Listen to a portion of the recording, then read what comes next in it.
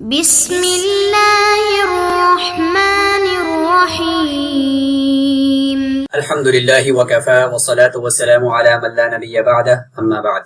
عزیز طلبہ اکرام، اللہ تعالیٰ سے امید ہے کہ آپ سب خیر و عافیت سے ہوں گے۔ جامع ترمذی کا سبق نمبر 43 ہے اور اس سبق میں ہم 3 ابواب پڑھیں گے۔ یہ جڑواں ابواب ہیں۔ سب سے پہلا باب ہے کہ شرمگاہ کو چھونے سے وضو لازم ہونے کا بیان اور شرمگاہ کو چھونے سے وضو نہ کرنے کا بیان، اور اسی طریقے سے بیوی کو بوسہ دینے کے بعد وضو نہ کرنے کا بیان۔ گزشتہ سبق کا خلاصہ ایک نظر ملاحظہ فرمائیں اور اس سبق کا خلاصہ بھی دیکھ لیں کہ جس میں ہم شرمگاہ کو چھونے سے وضو سے متعلق احکامات کو دیکھیں گے، عورت کو چھونے یا بوسہ دینے سے متعلق جو احکامات ہیں ان کو دیکھیں گے، حدیث کی فوائد اور حکمتیں اور اصلی تدبیر کو دیکھیں گے۔ سب سے پہلے ہم پہلا باب الوضوء من مس الذکر، کہ شرمگاہ کو مرد چھو لے تو اس سے وضو کا بیان کہ اس سے وضو کرنا چاہیے۔ تو سب سے پہلے ہم عبارت پڑھتے ہیں۔ وبه قال حدثنا اسحاق بن منصور قال حدثنا يحيى بن سعيد القطان عن هشام بن عروة عن قال اخبرني ابي عن بصرة بنت صفوان رضي الله عنها ان النبي صلى الله عليه وسلم قال من مس ذكره فلا يصلي حتى يتوضا، وفي الباب عن ام حبيبة وابي ايوب وابي هريرة واربع بنت انيس وعائشة وجابر وزيد بن خالد وعبد الله بن عمرو رضي الله عنهم۔ قال ابو عيسى هذا حديث حسن صحيح، هكذا رواه غير واحد مثل هذا عن هشام بن عروة عن أبيه عن بصرة رضي الله عنها، وروى أبو أسامة وغير واحد هذا الحديث عن هشام بن عروة عن أبيه عن مروان عن بصرة رضي الله عنها عن النبي صلى الله عليه وسلم قال حدثنا بذلك إسحاق بن منصور قال أخبرنا أبو أسامة بهذا، وروى هذا الحديث أبو الزناد عن عروة عن بصرة رضي الله عنها عن النبي صلى الله عليه وسلم قال حدثنا بذلك علي بن حجر قال حدثنا عبد الرحمن بن أبي الزناد عن أبيه عن عروة عن بصرة رضي الله عنها عن النبي صلى الله عليه وسلم نحوه، وهو قول غير واحد من أصحاب النبي صلى الله عليه وسلم والتابعين، وبه يقول الأوزاعي والشافعي وأحمد وإسحاق رحمهم الله۔ قال محمد البخاري رحمه الله أصح شيء في هذا الباب حديث بصرة رضي الله عنها، وقال أبو زرعة حديث أم حبيبة رضي الله عنها في هذا الباب أصح، وهو حديث العلاء بن الحارث عن مكحول عن عنبسة ابن أبي سفيان عن أم حبيبة رضي الله عنها، وقال محمد لم يسمع مكحول من عنبسة بن أبي سفيان، وروى مكحول عن رجل عن عنبسة غير هذا الحديث، وكأنه لم يرى هذا الحديث صحيحا۔ جس شخص نے اپنے ذکر کو یعنی شرمگاہ کو چھوا تو اس کو چاہیے کہ وہ نماز اس وقت تک نہ پڑھے یہاں تک کہ وہ وضو کر لے۔ اور فرماتے ہیں کہ اس باب کے اندر ام حبیبہ، ابی ایوب، ابو ہریرہ، اربع بنت انیس، عائشہ، جابر اور ان تمام صحابہ کرام سے بھی روایات ہیں جو اس باب کے تحت آ سکتی ہیں۔ امام ترمذی رحمہ اللہ فرماتے ہیں کہ یہ حدیث حسن اور صحیح ہے۔ ایک سے زائد راویوں نے اس کو اسی طرح سے روایت کیا ہے، عن ہشام بن عروہ عن ابیہ عن بصرہ، اور فرماتے ہیں کہ ابو اسامہ نے اور اس کے علاوہ اور بھی بہت سارے روات نے اس کو روایت کیا ہے، ہشام بن عروہ عن ابیہ عن مروان عن بصرہ، یعنی عن عروہ عن ابی، اس کے بیچ میں مروان کا واسطہ ہے اور پھر اس کے بعد بصرہ ہے، کہ یعنی عروہ نے اپنے باپ سے یعنی ہشام بن عروہ نے اپنے باپ عروہ سے، اور عروہ نے پھر آگے بصرہ سے براہ راست روایت نہیں کیا ہوا بلکہ بیچ میں مروان ہیں، تو یہ روایت اس حوالے سے پھر منقطع ہو جائے گی عن النبی صلی اللہ علیہ وسلم۔ اور فرماتے ہیں کہ حدثنا بذلك اسحاق بن منصور اخبرنا ابو اسامہ بهذا، تو اس میں پھر مروان کا ذکر آتا ہے۔ اسی طرح فرماتے ہیں کہ یہ حدیث ابو زناد نے عروہ سے، انہوں نے پھر بصرہ سے روایت کیا اور اس میں بیچ میں مروان کا ذکر نہیں ہے۔ اور فرماتے ہیں کہ علی بن حجر نے بھی اسی طرح اس کو روایت کیا ہے، عبد الرحمن بن ابی زناد نے اپنے باپ سے یعنی ابو زناد سے، انہوں نے عروہ سے، انہوں نے بصرہ سے اس کو اسی طرح سے روایت کیا ہے۔ اور فرماتے ہیں کہ یہ صحابہ میں سے بھی بہت سارے صحابہ کرام کا یہ قول ہے، اور فرماتے ہیں کہ یہ تابعین کا بھی یہ قول ہے، اور یہی سب کا ہے کہ اگر کسی نے شرمگاہ کو چھو لیا تو اس کا وضو ٹوٹ جائے گا، اس کو وضو دوبارہ سے کرنا ہوگا۔ فرماتے ہیں کہ امام اوزاعی، امام شافعی اور امام احمد اور امام اسحاق کا بھی یہی قول ہے۔ امام محمد رحمہ اللہ یعنی امام محمد بن اسماعیل البخاری رحمہ اللہ، وہ فرماتے ہیں کہ اس باب کے اندر جو اصح روایت ہے وہ ہے بصرہ رضی اللہ عنہ کی حدیث جو ابھی باب کے اندر گزر گئی۔ ابو زرعہ فرماتے ہیں کہ ام حبیبہ کی جو روایت ہے جو ابھی ذکر نہیں کی گئی یہاں پہ، وہ فرماتے ہیں کہ اس باب کے اندر وہ روایت اصح ہے، اور علاء بن حارث کی جو حدیث مکحول سے ہے اور ان کی پھر وہ آگے عنبسہ بن ابی سفیان سے اور ان کی ام حبیبہ سے، یہی روایت جو ام حبیبہ کی، تو یہ یہاں پہ ذکر نہیں ہے، انشاءاللہ آگے اس کو ہم دیکھ لیں گے، تو وہ زیادہ راجح ہے۔ امام محمد یعنی امام بخاری رحمہ اللہ فرماتے ہیں کہ مکحول نے عنبسہ بن ابی سفیان سے جو یہ روایت ام حبیبہ کی ہے، تو اس میں فرماتے ہیں کہ مکحول نے عنبسہ بن سفیان سے تو سماع کیا ہی نہیں ہے، اور مکحول نے جو سما کیا ہے وہ ایک بیچ میں مجہول راوی ہیں ان سے کیا ہے، اور انہوں نے پھر عنبسہ سے آگے اس روایت کو یعنی اس حدیث کے علاوہ کی دوسری جو روایات ہیں ان کو سماعت کیا۔ تو اس کا مطلب ہے کہ اس روایت کے اندر بھی جو ام حبیبہ والی روایت ہے اس میں بھی پھر مکحول نے عنبسہ سے روایت نہیں کی ہوگی، یعنی اس سے سما ثابت نہیں ہے۔ تو گویا کہ امام بخاری رحمہ اللہ جو امام ام حبیبہ کی جو روایت ہے، ابو زرع نے جو فرمایا تھا کہ وہ روایت اصح ہے، تو امام بخاری رحمہ اللہ فرماتے ہیں کہ وہ روایت ان کے نزدیک اصح نہیں ہے کیونکہ مکحول کا عنبسہ سے سما ثابت ہی نہیں ہے۔ اچھا جی، باب ترک الوضوء من مس الذکر، اس کا بھی ہم عبارت کا ترجمہ اور ایک دفعہ عبارت کو بھی پڑھ لیتے ہیں۔ وبه قال حدثنا حناد قال حدثنا ملازم بن عامر عن عبد الله بن بدر عن قيس بن طلق بن علي الحنفي عن أبيه عن النبي صلى الله عليه وسلم قال وهل هو إلا مزغة منه أو بضعة منه، وفي الباب عن أبي أمامة رضي الله عنه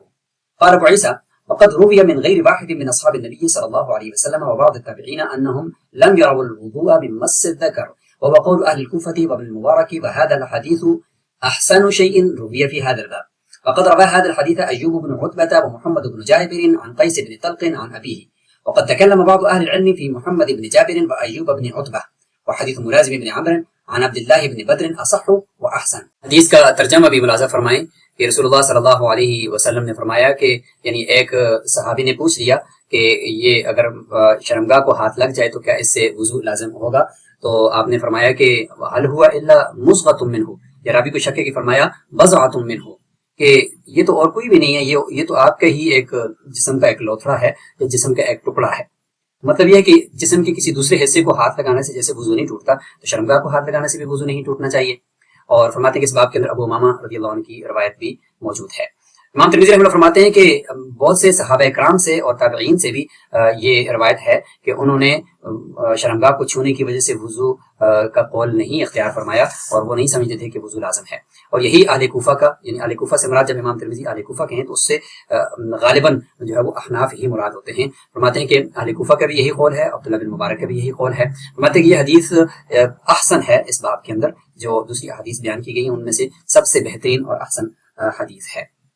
اور فرماتے ہیں کہ اس حدیث کو ایوب بن عتبہ، محمد بن جابر، قیس بن طلق نے بھی آگے انہوں نے اپنے باب سے اس کو روایت کیا ہے۔ بعض محدثین نے محمد بن جابر اور ایوب بن عتبہ کے اوپر کلام کیا ہے، اور فرماتے ہیں کہ وہ اتنا ایسا کلام نہیں ہے کہ جس کی وجہ سے ان کی روایت کو رد کیا جائے۔ اور فرماتے ہیں ملازم بن عمر کی جو حدیث ہے عن عبداللہ بن بدر سے، فرماتے ہیں وہ بھی اصح ہے اور احسن ہے۔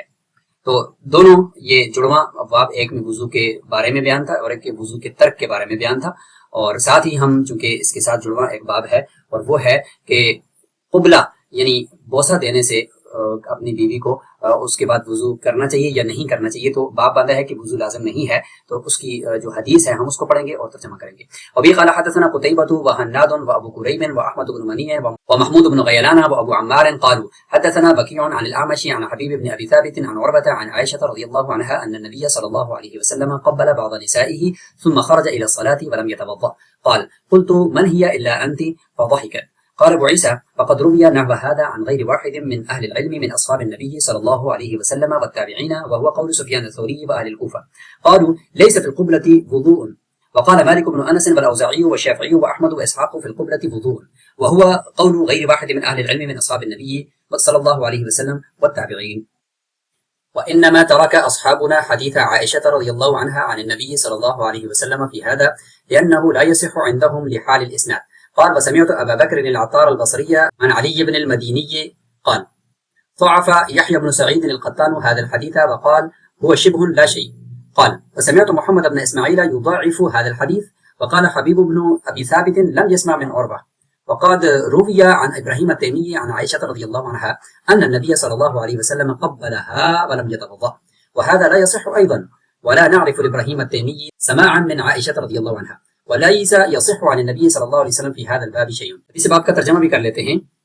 حضرت عروہ حضرت عائشہ رضی اللہ عنہ سے روایت کرتے ہیں رسول اللہ صلی اللہ علیہ وسلم نے اپنی بیویوں میں سے کسی ایک بیوی کو بوسہ دیا، پھر اس کے بعد آپ نماز کے لیے تشریف لے گئے، لیکن آپ نے وضو نہیں فرمایا۔ اور راوی کہتے ہیں یعنی عروہ فرماتے ہیں کہ میں نے حضرت عائشہ رضی اللہ عنہ سے یہ پوچھا کہ وہ کوئی اور بیوی نہیں ہو سکتی، وہ آپ ہی زوجہ محترمہ ہو سکتی ہیں جن کو بوسہ دیا ہوگا، تو وہ پھر ہنسنے لگیں، جس کا مطلب یہ تھا کہ ہاں وہ میں ہی تھی۔ امام ترمذی رحمہ اللہ فرماتے ہیں کہ اس طرح کی روایت وہ بہت سے اہل علم سے اور صحابہ کرام سے مروی ہے اور تابعین سے بھی مروی ہے، اور یہی سفیان ثوری، احناف، اہل کوفہ کا بھی یہی مسلک ہے، اور سب یہ فرماتے ہیں کہ بوسہ دینے میں کوئی وضو لازم نہیں آتا۔ امام مالک اور امام اوزاعی، امام شافعی، احمد، اسحاق سب کا یہی ہے، جبکہ امام مالک، امام اوزاعی، امام شافعی، امام احمد، امام اسحاق یہ سب فرماتے ہیں کہ بیوی کو بوسہ دینے کے اندر وضو لازم ہے، اس کی وجہ سے وضو ٹوٹ جاتا ہے، لہذا وضو کرنا پڑے گا، اور یہی بہت سارے صحابہ کا بھی قول ہے اور تابعین کا بھی یہی قول ہے۔ فرماتے ہیں کہ امام ترمذی رحمہ اللہ کہ شوافی نے اس حدیث کو، یعنی حضرت عائشہ رضی اللہ عنہا کی جو حدیث باب ہے، اس کو ترک کیا ہے، چھوڑ دیا ہے، وہ اس وجہ سے کہ ان کے نزدیک یہ حدیث سند کے اعتبار سے درست نہیں ہے، اس کی سند کمزور ہے، اور فرماتے ہیں کہ میں نے ابو بکر عطار بصری کو سنا کہ وہ حضرت علی بن مدینی سے نقل کر رہے تھے کہ حضرت علی بن مدینی نے فرمایا کہ یحییٰ بن سعید القطان نے حضرت عائشہ رضی اللہ عنہا والی حدیث کو ضعیف قرار دیا ہے، اور فرمایا کہ وہ شبہ، یہ ایک شبہ ہے، یعنی یوں کہہ لیں کہ ایک مشتبہ سی چیز ہے، اور یہ کوئی صحیح حدیث نہیں ہے۔ اور امام ترمذی رحمہ اللہ فرماتے ہیں کہ امام بخاری رحمہ اللہ نے بھی اس حدیث کو ضعیف قرار دیا ہے، اور فرمایا ہے کہ حبیب بن ابی ثابت جو اس کی سند میں ہیں، انہوں نے حضرت عروہ سے سماع کیا ہی نہیں ہے۔ اور فرماتے ہیں کہ ابراہیم تیمی سے، اور انہوں نے حضرت عائشہ رضی اللہ عنہا سے جو یہ روایت کیا ہے کہ رسول اللہ صلی اللہ علیہ وسلم نے انہیں بوسہ دیا اور اس کے بعد وضو نہیں کیا، تو امام ترمذی رحمہ اللہ فرماتے ہیں کہ یہ حدیث بھی درست نہیں ہے۔ ابراہیم تیمی کا حضرت عائشہ سے سماع ہے یا نہیں، اس کا بھی ہمیں پتہ نہیں ہے۔ فرماتے ہیں کہ رسول اللہ صلی اللہ علیہ وسلم سے اس باب میں کوئی بھی چیز ثابت نہیں ہے۔ اچھا، مس ذکر سے وضو لازم ہونے کے حوالے سے جو صحابہ کرام ہیں ان کی یہ پوری فہرست تحفۃ الاحفظی کے اندر موجود ہے کہ جو فرماتے ہیں کہ وضو کرنا لازم ہے، اور تابعین کا بھی یہ پورا ایک مجموعہ ہے جس میں عروہ بن زبیر، اور فرماتے ہیں کہ سلمان بن یسار، عطا بن ابی رباح، ابان بن عثمان، اور صحابہ کرام میں سے آپ نے دیکھ لیا کہ عمر بن خطاب اور حضرت عبداللہ بن عمر، ابو ایوب انصاری، اور یہ صحابہ کرام ہیں۔ اس طریقے سے فرماتے ہیں کہ جو مس ذکر سے وضو لازم نہ ہونے کے حوالے سے جو اقوال ہیں جن صحابہ کرام کے، تو وہ بھی آپ دیکھ لیں یہاں پہ ان صحابہ کرام کی بھی ایک فہرست ہے، اور فرماتے ہیں کہ اسی طریقے سے علی بن ابی طالب، عمار بن یاسر، عبداللہ بن مسعود، عبداللہ بن عباس، حذیفہ بن یمان، عمران بن حسین، ابی درداء، اور یہ سارے صحابہ کرام جو ہیں یہ اس کے قائل تھے کہ اس سے وضو لازم نہیں ہے۔ تو یہ دونوں طرف کو ہے کہ ایک بڑی تعداد ہے، اور راویوں کے حالات اگر ہم دیکھیں تو اس میں بسرا بنت صفوان جو ہیں فرماتے ہیں کہ یہ صحابیہ ہیں اور انہوں نے ہجرت بھی کی ہے، اور ترک الوضو میں مس ذکر کے اندر جو روایات ہیں ان میں ملازم بن عمر ایک راوی ہیں جن کا پہلے سے تعارف نہیں ہوا، فرماتے ہیں ملازم بن عمر بن عبداللہ بن بدر السحیمی، ایس بن طلق بن علی الحنفی الیمامی، یہ بھی ثقہ راوی ہیں، اور عن ابیہ جو ہے فرماتے ہیں کہ ان کے باپ یعنی طلق بن علی صحابی ہیں۔ حدیث باب کے مشکل الفاظ کے معنی کو بھی دیکھتے ہیں تو اس میں ایک لفظ تھا حل ہوا الا مزغۃ، یعنی مزغہ فرماتے ہیں کہ یہ ہے کہ یعنی آپ کا گوشت کا ایک ٹکڑا ہی تو ہے آپ کے جسم کا، اور لیس الذکر الا قطعۃ لحم، اور فرماتے ہیں کہ بضع بھی لفظ استعمال ہوا ہے، تو بضع بھی یہی ہے یعنی ٹکڑا، گوشت کا ٹکڑا، راوی کو شک تھا اس میں۔ اچھا، یہ جو سارا مسئلہ ہے یہ اسی کے اوپر ہی منحصر ہے کہ عورت کو چھونے سے وضو لازم ہوگا یا نہیں ہوگا، یہ ہے اصل مسئلہ، اور اسی سے پھر آگے شرمگاہ کو چھونے سے وضو کے لازم ہونے کے بارے میں بھی بحث چھڑ گئی، اور اسی سے پھر آگے جو بوسہ دینے کا ہے وہ مسئلہ بھی نکل آیا۔ تو اصل یہ آیت ہے، اس میں اگر آپ دیکھیں تو اس آیت میں پہلے وضو کا ذکر ہے، وضو کا طریقہ ذکر کیا گیا ہے، اور فرمایا گیا کہ اس کے اندر اگر آپ سفر میں ہو یا آپ کے پاس پانی نہیں ہے تو پھر اس میں تیمم کا بھی ذکر ہے۔ تو شروع میں اس آیت کے اندر احناف کے نزدیک یہ وضو ہے، اور آگے اگر آپ دیکھیں تو او لامستم النساء، یہ ہے مستدل کہ او لامستم النساء میں احناف فرماتے ہیں کہ اس سے مراد جماع ہے، کہ اگر آپ نے جماع کر لیا تو اگر آپ کے پاس پانی نہیں ہے تو آپ تیمم کرو، جبکہ بقیہ ائمہ ثلاثہ اس لامستم النساء کو لمستم کے اندر لیتے ہیں، یعنی باب مفعلہ کے بجائے اس کو مجرد کے باب سے لیتے ہیں، اور فرماتے ہیں کہ لمستم سے مطلب یہ ہے کہ عورت کو چھو لیا بھی تو پھر بھی آپ کے اوپر وضو لازم ہو جائے گا، اور وہ آیت کے پہلے حصے کو بھی اور دوسرے حصے کو بھی وضو پر لازم کرتے ہیں اور وضو پر محمول کرتے ہیں، جبکہ احناف فرماتے ہیں کہ دو چیزیں ذکر ہیں، پہلے سے وضو کا ثابت ہو رہا ہے اور دوسرے سے جو غسل ہے اس کا ذکر ہو رہا ہے، اور لامستم یہ چونکہ باب مفعلہ ہے اس میں جانبین سے جو عمل ہے وہ پایا جانا ضروری ہوتا ہے، یہ اس کی خاصیت ہے اس باب کی، لہٰذا لامستم کا مطلب یہاں پہ جماع ہی لیا جائے گا، نہ کہ عورت کو مطلقاً چھونا، لہٰذا عورت کو مطلقاً چھونے سے وضو لازم نہیں ہوگا، اور اس آیت میں اس کا ذکر ہی نہیں ہے۔ اب ہم ایک خلاصہ بھی دیکھ لیتے ہیں، اور پھر وہی خلاصہ ہم کتابوں کے اندر بھی دیکھ لیں گے کہ مرکزی سوال یہ تھا کہ کیا شرمگاہ کو بغیر حائل کے چھونے سے وضو ٹوٹ جاتا ہے، تو مختلف فقہی رائے ہیں کہ امام شافعی، امام احمد فرماتے ہیں کہ وضو ٹوٹ جاتا ہے، یعنی یہ ناقض وضو ہے۔ امام ابو حنیفہ رحمۃ اللہ کے نزدیک وضو نہیں ٹوٹتا، امام مالک رحمۃ اللہ کے نزدیک بھی وضو نہیں ٹوٹتا، اگر نیا وضو کر لے تو یہ سنت ہے، اور اصل بنیاد جو ہے وہ عورتوں کو چھونے کے حوالے سے ہے کہ عورت کو چھونے کے مسئلے پر مبنی ہے کہ ائمہ ثلاثہ فرماتے ہیں کہ عورت کو چھونا جو ہے وہ ناقض وضو ہے، احناف فرماتے ہیں کہ یہ ناقض وضو نہیں ہے، صرف جو اصل بات ہے وہ یہ ہے کہ شہوت سے چھونا یہ جو ہے وہ ناقض وضو ہے، اس کے علاوہ مطلقاً ناقض وضو نہیں ہے۔ قرآن مجید کے اندر اس کی دلیل وہی آیۃ لامستم النساء کا میں نے آپ کے سامنے ابھی تفصیل سے ذکر کر دیا، اور حدیث کے اندر جو دلائل ہیں وہ بصرہ بنت صفوان کی جو حدیث ذکر کی سب سے پہلے باب میں کہ اگر چھو لیا تو وضو لازم ہے، تو فرماتے ہیں کہ یہ حدیث ائمہ ثلاثہ کی جو ہے وہ دلیل ہے، جبکہ حناف کی طرف سے اس کا جواب یہ ہے کہ اس کی سند جو منقطع ہے، اور دوسری طرف یہ ہے کہ حضرت عروہ کا براہ راست حضرت بصرہ سے سماع بھی ثابت نہیں ہے، اور حضرت عروہ کا اس روایت کو قبول کرنے کے اندر بھی تردد ثابت ہے۔ اور ساتھ ہی ہم عورت کو بوسہ دینے سے وضو کے حکم کے بارے میں بھی ائمہ کے اقوال کو دیکھ لیتے ہیں کہ عورت کو بوسہ دینے سے وضو لازم ہوگا یا نہیں ہوگا، تو اس میں ائمہ ثلاثہ کے نزدیک اس سے وضو ٹوٹ جاتا ہے، وہی لمس نساء والی آیت کو وہ دلیل لیتے ہیں، اور حضرت عائشہ رضی اللہ عنہ کی حدیث کو وہ ضعیف مانتے ہیں کہ جو جس میں انہوں نے فرمایا کہ انہوں نے بوسہ دیا لیکن وضو نہیں فرمایا، اس کو وہ ضعیف کہتے ہیں، اور احناف کے نزدیک اس سے وضو نہیں ٹوٹتا، دلیل یہی حضرت عائشہ رضی اللہ عنہا کی حدیث ہے۔ اور اصول یہی ہے کہ صحیح حدیث جو صحابی کی رائے ہوتی ہے اس پر مقدم ہوتی ہے، تو لہٰذا صحیح حدیث سامنے آ گئی ہے، اس کو لے لیا جائے۔ حضرت عائشہ رضی اللہ عنہ کی حدیث پر بحث کرتے ہیں، محدثین کے نزدیک اعتراض ہے کہ یہ حدیث منقطع ہے، راوی حبیب بن ابی ثابت کا حضرت عروہ سے سماع ثابت نہیں ہے۔ جوابات احناف کی طرف سے یہ دیے جاتے ہیں کہ اس کا سماع ثابت ہے، دیگر محدثین نے سماع کو ثابت مانا ہے۔ اصول حدیث کا اطلاق اس میں اگر ہم دیکھتے ہیں تو مثبت جو حدیث ہوتی ہے وہ منفی پر راجح ہوتی ہے۔ یحییٰ بن قطان کی جو جرح ہے اس کا رد ہے کہ وہ جرح جو ہے وہ مبہم اور غیر واضح ہے، لہٰذا وہ غیر معتبر ہے۔ نتیجہ یہی ہے کہ احناف کے نزدیک یہ حدیث صحیح اور متصل ہے۔ اور عورت کو چھونے سے وضو ٹوٹنے کے حوالے سے الفقہ الاسلامی و ادلتہ سے ہی یہ خلاصہ لیا گیا تھا، اور اس عبارت کو آپ یہاں پہ ایک نظر ملاحظہ فرمائیں۔ اس طریقے سے شرمگاہ کو چھونے سے وضو کے حوالے سے الفقہ الاسلامی و ادلتہ کے اندر مس الفرج القبر او الدبر لا ينتقل الوضوء عند الحنفیہ بمس الفرج الی آخر العبارہ۔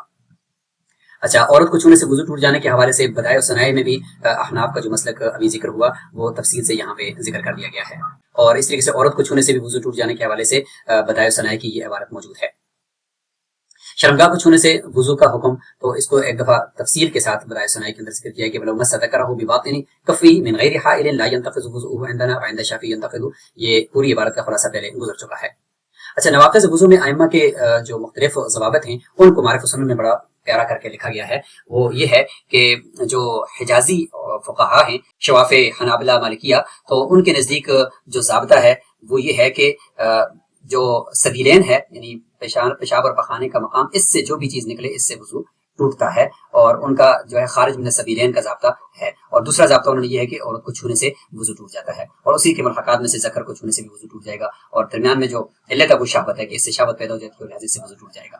اور اس لیے ان کے نزدیک یہ احادیث ہے۔ احناف کے نزدیک جو اصل ضابطہ ہے وہ یہ ہے کہ سبیلین سے چیزوں کا نکلنا، اور پھر اس کے بعد دوسرا اس کے اوپر یہ انہوں نے گرہ لگائی ہے کہ بدن سے کسی بھی نجاست کا نکلنا، چاہے وہ سبیلین سے ہو یا غیر سبیلین سے ہو، اور ساتھ ہی انہوں نے ملامست یعنی لامستن کو انہوں نے جماع کے اوپر محمول کیا ہے۔ رسول اللہ صلی اللہ علیہ وسلم کی تعدد ازدواج یعنی زیادہ بیویوں کے حوالے سے ایک بہترین حکمت اور فائدہ امام سیوطی نے ذکر کیا ہے، جس کو معارف السنن کے اندر بھی لایا گیا ہے، وہ یہ ہے کہ دیکھیں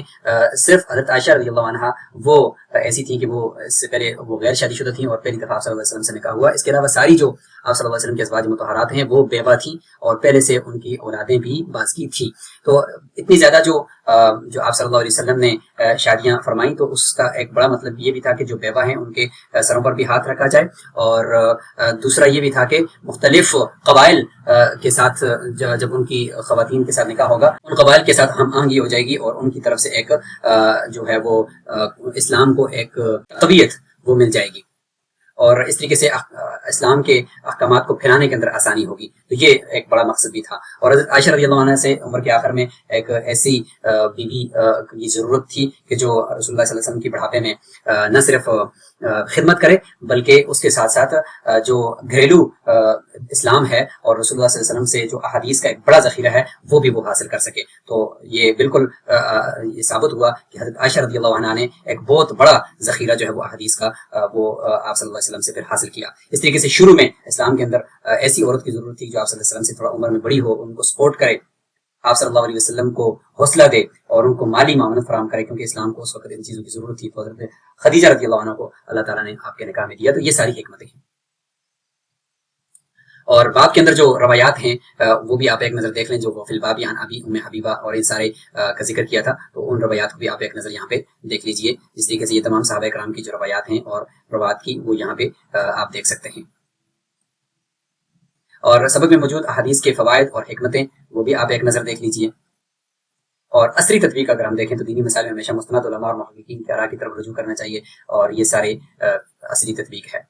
اور یہ سوالات بھی آپ ایک نظر دیکھیں اور ان کو نوٹ کر لیں، اور ان کے جوابات آپ کمنٹ باکس میں دیں۔ اسی کے ساتھ سبق کا خلاصہ ایک نظر دیکھ لیں، اور یہ ہمارا سبق نمبر 43 مکمل ہوا۔ السلام علیکم ورحمۃ اللہ وبرکاتہ۔